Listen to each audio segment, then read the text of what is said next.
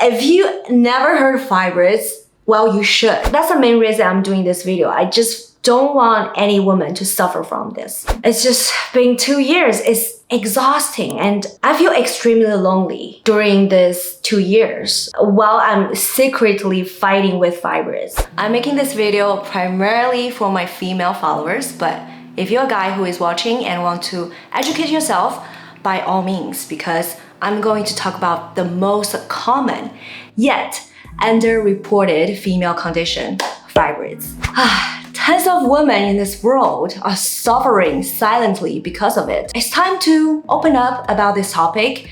Let's face it, treat it, and prevent it. An obvious disclaimer, I'm not a doctor, so if you have or suspect you have this condition, please seek professional help. I'm here to share my personal story and give you my emotional support, which most of doctors usually don't provide, according to my experience. That being said, if you're sensitive, this video probably will contain some medical images. Are you ready? Let's get started. First of all, how common are fibroids? According to my research, there are up to 70% of women will be diagnosed with fibroids in their lifetime at some point. If you never heard of fibroids, well, you should, because 70% of women, that's a lot of women. But guess what? The common terms we heard, like cervical cancer or breast cancer, we get regular checkup every 2 or 3 years. So at 30s, your risk of breast cancer is 0.4%. Well, by the age 60, the chance increases to 3.5%. Cervical cancer, it's even lower. About 0.7% of women will be diagnosed with cervical cancer at some point. So 0.7 to 70% is like 100 times more likely you will get fibroids than get cervical cancer. But why women's regular checkup doesn't include this pelvic ultrasound to check if you have fibroids? That's what I want to talk about next. How did I find out I have fibroids? It has to go back to 2 years ago. If you follow me in 2021, you would know that I went to the emergency room because anemia. Want me to fly? Yay!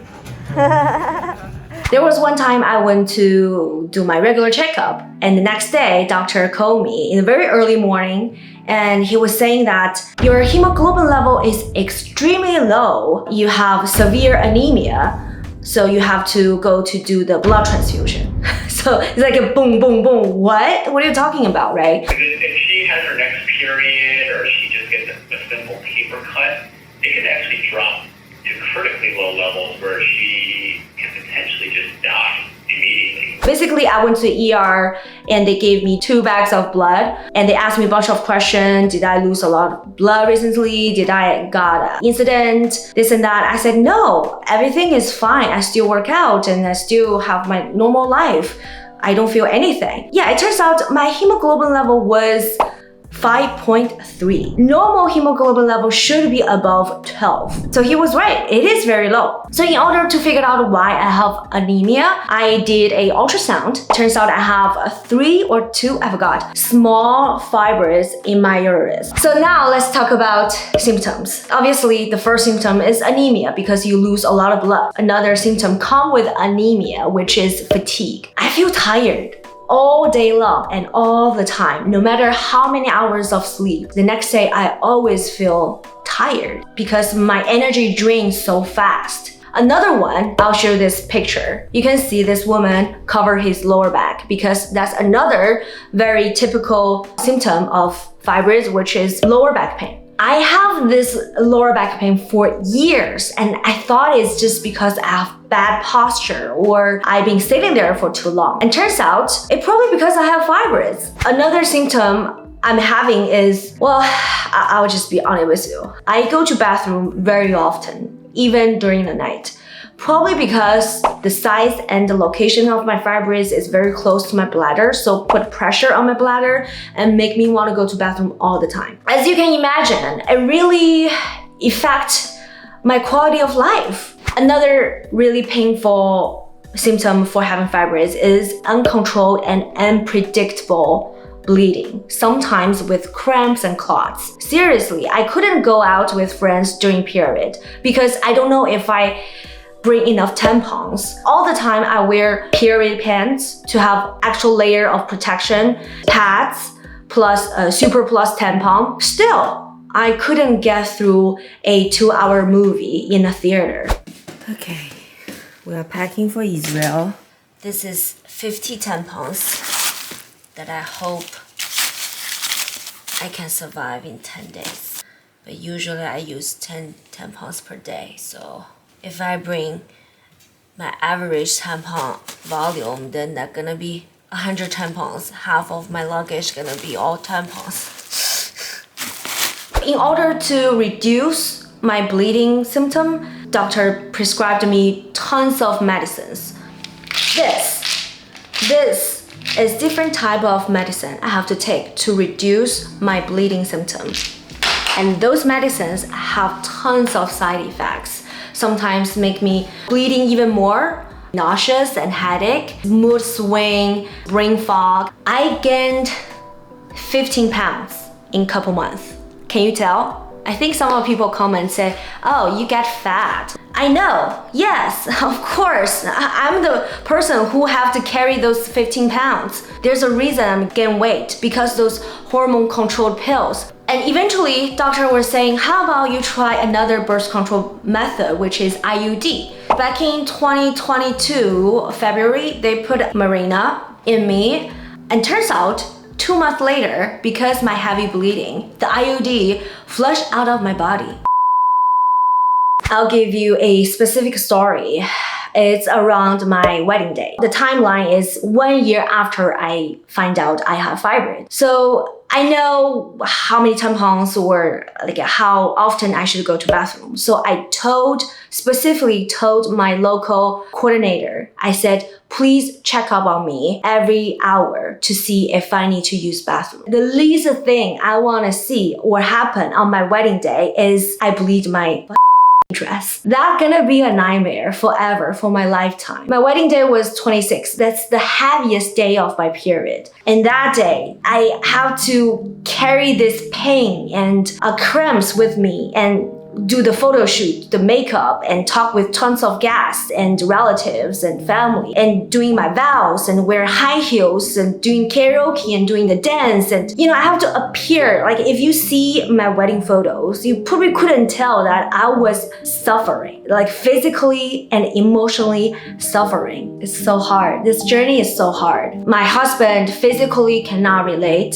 He always be here for me, but still, he doesn't understand how I feel physically. And there's nothing he can do either. It's just been 2 years. It's exhausting. And I feel extremely lonely during this 2 years while I'm secretly fighting with fibroids. That's the main reason I'm doing this video. I just don't want any woman to suffer from this. Physically, you have to been through those symptom, right? But emotionally, you feel extremely powerless. There's nothing you can do because guess what? Even the professionals, even the medical expert couldn't figure out the cause of fibroids. If you search online, what's the cause of fibroids? They say it's unknown. Even though 70% of women, tons of cases you can study, tons of years, still, we don't know why.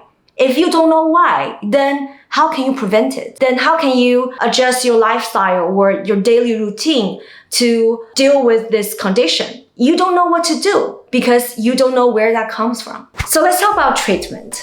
Yeah, since the medical expert couldn't figure out the cause, but they figured out the treatment. Basically, in America, the treatment is all surgery.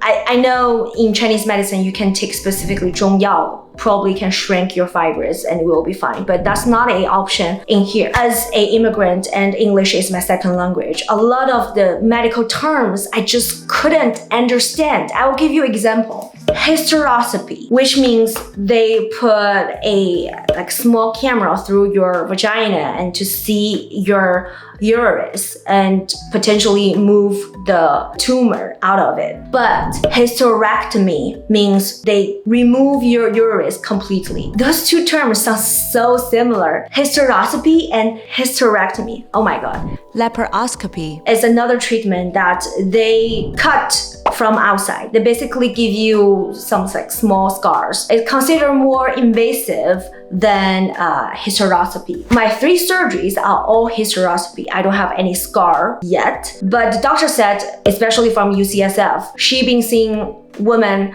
have been repeating this hysteroscopy myomectomy surgery over and over again because it's a small camera goes through your vagina and just scratch from the cervix and couldn't completely remove the fibroids. So she recommended me to do this robotic laparoscopy myomectomy and also required me to do C-section in the future if Nate and I want to have kids. I haven't go there yet. So my surgery is scheduled March 30th to do another hysteroscopy with Stanford doctor. And that will be my last shot. If this surgery couldn't go well, I will probably consider to do this more invasive surgery, which is cut my belly open from outside. Yeah. Even though I'm still struggling, I'm still fighting, but I can tell this, I'm not going to give up. And here I am after 2 years of recovery, emotionally, not physically yet, and tons of self-questioning and conversations to get the encouragement being vulnerable and sit here, share my private and personal experience in public. All I want to say is, especially for the women who are suffering from this condition, you will get through this, all right?